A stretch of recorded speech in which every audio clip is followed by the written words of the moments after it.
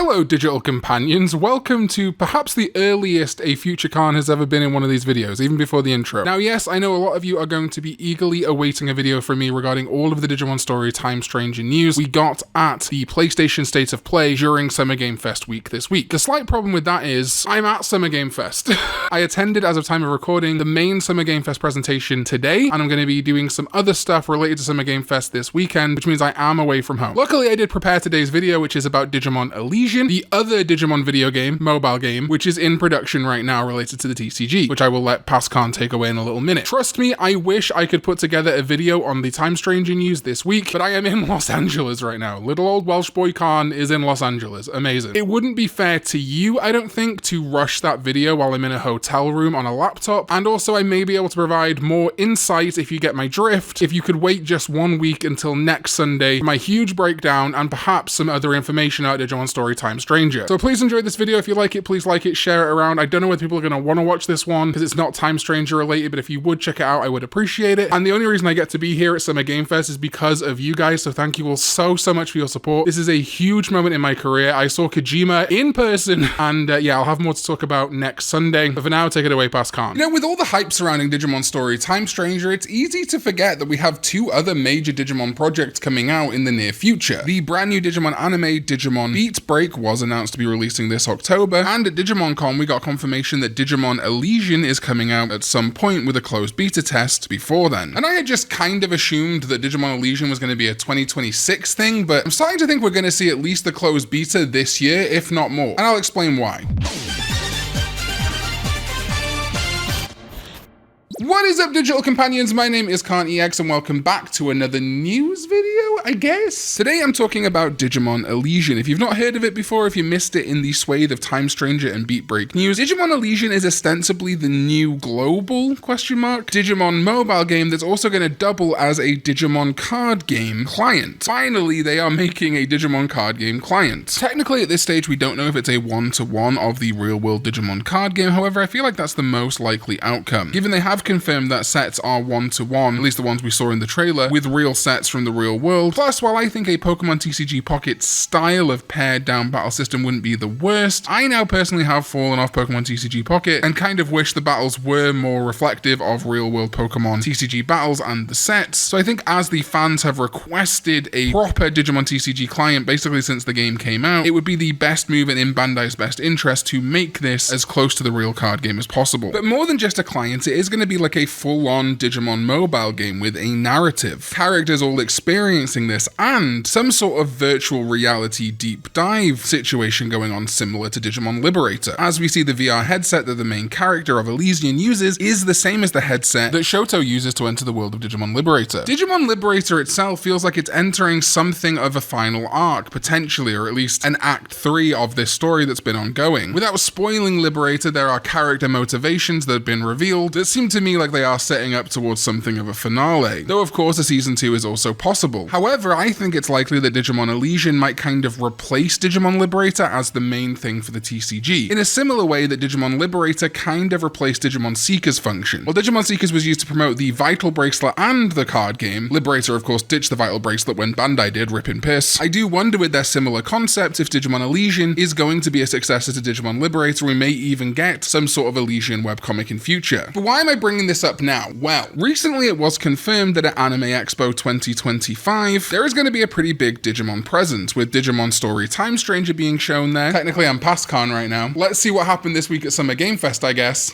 But also that we are going to be seeing the Digimon TCG, and they explicitly named Digimon Alysion at Anime Expo, as well as panels by Toei indicating we may see updates on Digimon Beat Break 2. And yeah, this is in July, so August, September, October, that's 3 months out from Beat Break. Feels pretty good time to start talking about the anime more. As for Alysion though, I really did not think we were going to see it until 2026, and now I'm starting to suspect we might. At least a beta of some variety. Hello, Future Karn stepping in here. Of course, we now have the release date for Digimon Story Time Stranger. That is October 3rd this year, which does tie into my thinking. I thought it was going to be about September or October this year, which means we have Digimon Story Time Stranger October 3rd, and then at some point later in that month, Digimon Beat Break also comes out. But as for Elysian, well, take it away, Pascon. And then we still have November and December of this year for Digimon stuff to happen. Could we see a Christmas present in a closed beta test? Or a birthday present for me November 9th as a beta test? That'd be pretty cool. Not that they do it for me, but you get the point. There is another reason, in my opinion, to suspect that Digimon Alysion might actually be coming out, or at least getting some presents, around December of this year. You see, obviously Digimon Alysion is going to have some sync up with the real world card game. I do fear initially Alysion is not going to have all the sets that the current card game does have, but we do know there are going to be these things called ally cards, which are going to be in Digimon Alysion itself, and I would not be surprised if these show up in the real world card game too, and we haven't seen hide nor hair of them yet. Digimon Alysion and the real world TCG are clearly going to synergize in some ways. It would seem silly not to, especially if Alysion could act as a de facto client for official Bandai events. And that's why I started thinking about upcoming sets of the card game. World Convergence has just come out. We have Versus Monsters coming out at the end of June, Cyber Eden in July, EX10 in September, and Hacker's Slumber in October, as well as a premium set coming out in December. That does leave a gap in November, December, and potentially January for a new TCG set. And I know some people might suspect that we're going to get a Digimon Story Time Stranger TCG set. It's not impossible, but historically through the card game, it's not something we've seen, although admittedly the history there is brief. We did not have, for example, a Digimon Survive dedicated set, just some random promos. In fact, Digimon Survive in general has had very limited outings in the TCG. We did not get a Digimon World Next Order specifically themed set when that game was reported to Switch and given kind of like a minor amount of updates. So I don't necessarily think that Time Stranger has to have a whole set synced around when it releases. This is not a Pokemon situation, unfortunately, but that does leave us room in the last 2 months of the year going into January, February of 2026 that we could see a set themed around Digimon Alysion and the new ally cards. It's pretty obvious that the reason they've chosen like Cyber Eden and Hacker's Slumber for this year is that they have established Digimon story games to build 2 sets off without having to build a set that's spoilerific for Time Stranger right around Time Stranger's release. It's also why we're probably not going to see like an EX set for Beat Break until next year. While Ghost Game did get kind of themed sets like BT's, EX's, LM's, that sort of thing, it didn't come out like immediately when the anime started. It took a while and it was kind of sprinkled throughout different sets. All that to say, I think Digimon Alysion is definitely a 2026 mobile game, but there is a chance we'll at least get a look at it this year, which I think is really exciting. I also wanted to touch on this because I haven't really got another place to put this micro theory out there. I guess I could make it short, but nah, you're here watching anyway. Something I noticed while going through the characters of Digimon Alysion is that we have this character, Future,